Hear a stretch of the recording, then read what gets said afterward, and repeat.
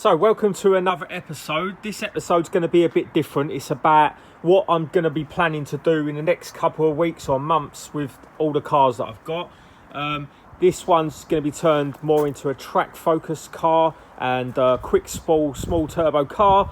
This one's got some issues got to be sorted out with the engine management system. Drives amazing, but on boost it's got a misfire. You know what's happening with this one. This one's getting built. You see the last video. It's going to have obviously back to showroom condition, better than new.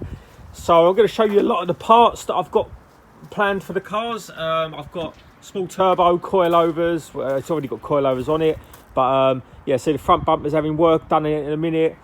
Yeah, so I'm just going to go over a load of the mods that I'm going to be doing. And yeah, so if you want to check out my Instagram, you will see on my Instagram what parts that I'm putting onto the cars as they're going on. So go and join me on Instagram. The link's in the description. So first off, turbochargers. We all love a turbo, and this is 3 different setups for 3 different cars.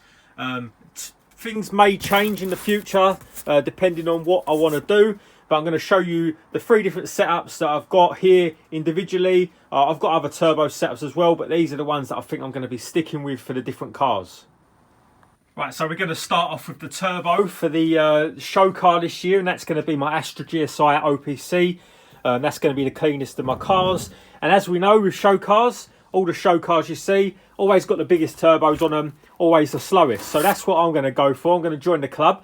I'm going to stick screamer pipes, flames, sit on a dyno, make some figures, don't actually have a fast car. So that's what that show car is going to be. So what I'm thinking of doing, I've got this turbo here laying around. So I think this one's going to go on that.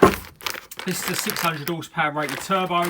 Obviously a lot bigger than the sort of turbos that I'm used to running. But we have a range of exhaust housings to use for it. So we've got a good relationship with AGP in America, and they sort us out with some really good exhaust housings. This is a dot 75.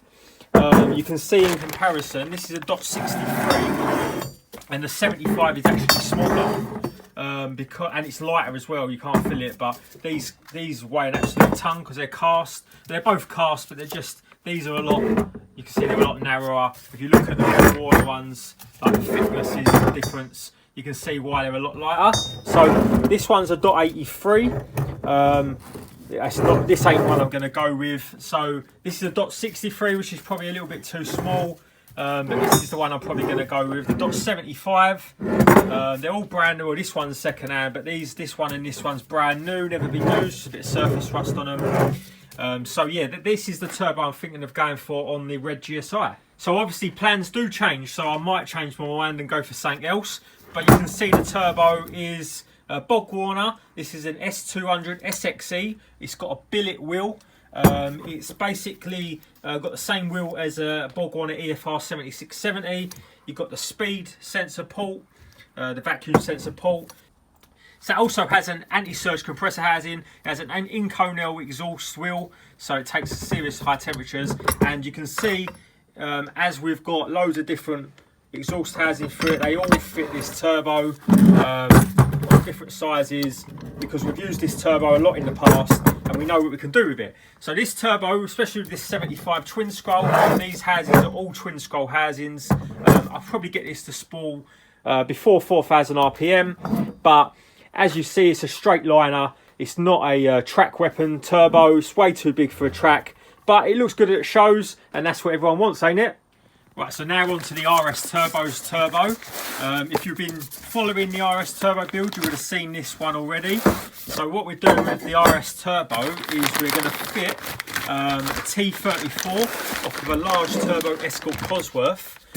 So we've got the core here with a turbo exhaust housing already on it.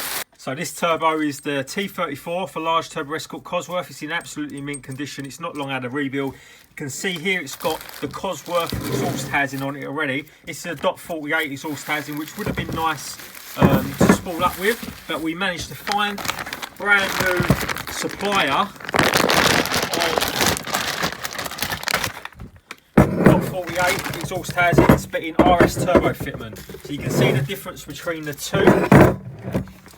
So that's got a 5-bolt flange on it, whereas this has got a 3-bolt flange. These Cosworth flanges are a nightmare to get hold of, so they're impossible to find unless you buy a complete downpipe, cut the flange off it. So instead of all that, we don't have to make no downpipe up with this. You can use the existing Mongoose exhaust system that's on there at the minute.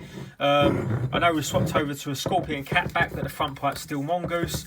So this one is obviously brand new as well, and they don't have it inside here, they have it on the outside. So you can see there, it's an AR48. So this one's going to spool nice. The one that's on there at the minute is a .36. So what we've also got is a full motorsport compressor housing. You can see turbo full by Garrett. This was expensive, 100 odd quid just for that silly compressor housing. So now we can make up a turbo for that. So this one's going to go on the RS Turbo. Right, so next we move on to this turbo, another brand new turbo here. This is custom built to my own spec, this one. I spec'd this one out exactly how I wanted it for the setup that I'm using. This one's going on the silver car, the prodrive Astra. And funnily enough, that's going to be out of all the cars and all the size turbos, this one's going to be the fastest of the lot. So don't think that the bigger the turbo, the faster your car's going to be. It might make more power, but it doesn't mean it's going to be faster.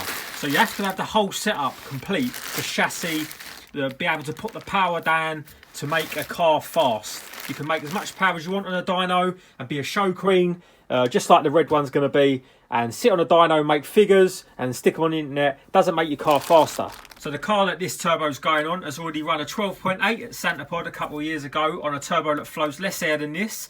The car's now lost a lot more weight out of it, and it's going to have a big set of chunky wheels on, which I'm going to show you in a minute, for a lot more grip, a nice big set of 888s, and the track's changed as well now. It's gone to a concrete track at Santapod, and it's a little bit more grippy. So what we've gone for with this one is a billet compressor wheel with extended tips. This is, you can see it's a big compressor wheel. It's going to hold boost a lot better up top.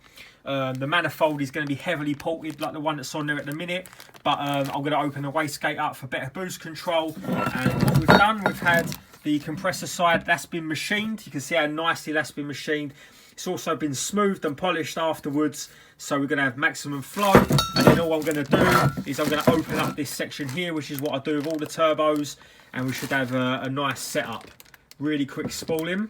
And just a quick one for people that don't know, the benefits to a billet compressor wheel is that you can run, these blades can be a lot thinner for the same strength, which in turn allows this, just for people that don't know and want a bit of info, these compressor wheels are made out of billet aluminium, and on the old turbos they're made out of cast aluminium. And what this allows is, you can see the machining work in here that's been done to build to the spec that I wanted it to build. You can have these blades a lot thinner. You can see how thin them blades are, but they still have the same strength as a cast wheel, which in turn allows this turbo to spool up quicker, and then you can have more aggressive extended tips, which then grabs the air quicker and allows you to hold boost better up top. So moving on to the injector side of things, obviously you've got to keep up the fueling now, so we've got to upgrade the fueling system on that turbo. Normally I'd use Bosch ID injectors, 1050 cc's upwards, but this turbo is way not big enough for that sort of fueling. So we've got these are Deckers, and they have the multiple spray ports in them instead of the old school one single port that was terrible on them and had a crap fuel design. So these are the injectors we're going to be running as well.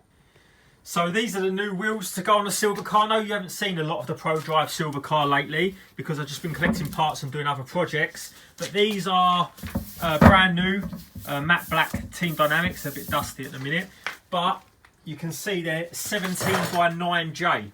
You can see the dish that they've got on them, and look at the offset. So these are going to be a proper bit of kit. So I'm going to match them up with a set of R888s. So I've got to do some arch work to get these on. I've already started on one side. You're going to see that in another video where I'm going to be fitting these. But you can see how nice these are going to look, and they've got some proper dish on them. You can't really see how wide they are, but they're lovely and lightweight. Everyone knows the Team Dynamics. They're very lightweight wheels, and they're going to be used at Santapod and various tracks throughout the summer. So we also have these rear coilovers and front coilovers from Gaz. Gaz do some brilliant suspension setups. These are fully adjustable. What I've done is I've just put brand new top mounts on them. These have adjustable dampening up here, so you've got a key that locks onto here. You can see like a hexagon, and you can turn that to adjust the dampening. And you've got the same on the rears, so you've got these little knobs here that you turn backwards and forwards, and it adjusts the dampening and the rebound at the same time. Now, obviously, our cars have got a rear beam, so they would normally have a shock and a spring. I prefer that setup on a rear beam. Even the Renaults, they're much better with the shock and the spring setup. Now, we've got these rear coilovers because these are just a temporary set of shocks that are going onto my car while I get the competition spec ones that are on there at the minute refurbished. I'm not happy with the fact that the competition ones come with a spherical bearing in here, and you pay all that money, and these ones have got like a rubber insert in there, like a normal bush, and I don't think that's no good for the money. These are the same shocks that they use on the Golds as well. They just have a different front shock on the Gold where they have adjustable dampening and rebound. So one of the things I don't like about these rear coilovers as opposed to the big thick shocks that I've got on there at the minute is these, for the money as well, these don't have a spherical bearing. They have a rubber, like an OEM bush in there, and then they've just got these aluminium spacers, and it's just not a good design, especially for the money you've got to pay for them. So yeah, that's why I'm going to leave these shocks that are on there at the minute, but I'm just going to get them refurbished. So let's start off with a few bits that we've got for the RS coming up. So this is the 90 spec bumper we've got. As you can see, it needs painting. It's actually the best one we could find. It's got obviously a lot of scuffs and everything on it, but what ones don't? It come off with a genuine RS, not an XR3i one. It's got the proper fittings at the back. A lot of them, these are all corroded and snapped off. They have metal plates behind here, and they just rust, especially on the back of the scuttle where it attaches to the scuttle panel. So we've got a 90 spec spoiler. This is a genuine RS one. These are terrible to find because a lot of people think the XR3i and the RS spoilers are the same, and they're definitely not. So let's just put this down and I'll show you why. So on the RS spoilers, these are made out of different material. There's no little rubber dimples in it, and the material you're looking for is a grey, like a whitey grey material. You can see it just poking through there. On the XR3i, these are a lot more flexible as well. You can move these about, and the paint flexes. So yeah, that's a proper genuine 90 spec RS spoiler. So we've got the full kit to go on this. It just needs painting, and the weather's not right to paint it at the minute. Another little goodie we've got, this is for track work. It's not going to be on all the time, it's just for track. This is a carbon fibre boot lid. We're going to obviously put a polycarbonate window in there. But if you can see here, if I hold it up to the light, you can see the carbon weave through the paint. Almost like how the F40s are, they've got like a thin coat of paint over it. And this boot lid weighs nothing. So it's gonna, I've weighed it, you can see the line on there already. But literally that, look, I could do it with one finger. Literally lift it off the ground with one finger. This weighs 2.6 kilos. So when we get the other boot lid off, we'll weigh it. But this is definitely the lightest boot lid that I've ever got. It's not fiberglass, it's proper carbon fibre, and it's really strong. It's got a foam infill. You can see down there, someone's cut them out for these lock-in pins, but we're going to change them because they didn't give us the key. So this boot lid is going to be purely used for track work. You can see it's got these aero catches in there at the minute. These ain't locking ones, so they ain't going to stay on the back because we won't be able to lock the boot. I've got some aero catches with locking pins in as well, but we're just going to leave these on it for now. The sticker's probably going to come off because it looks terrible. We ain't going to run a spoiler on the track. We're going to put a polycarbonate window in it as well. You can see why we ain't going to run a spoiler, because these spoilers have got no aero to them at all. If you're going to run a spoiler on track, you want to run a proper spoiler, so we're just going to leave it despoilered for the track and just fit a polycarbonate window. Get some pins welded in so that we can attach it, and we can just take the boot completely off when we need to. So for anyone that's interested, I like to weigh everything that comes on the cars and comes off as well, just to see the weight difference. So you can see here it weighs 2.72 kilograms. You can see it's off the ground. It's hard representation of how light this actually is. So a few other bits for the RS Turbo. We've got some amber indicators. These are genuine Ford ones. Just going to give these a polish up. If anyone's got any genuine amber indicators that are Ford, that are in good condition, hit me up. I'm not talking about the side repeaters like these. I'm talking about the ones attached to the front headlights.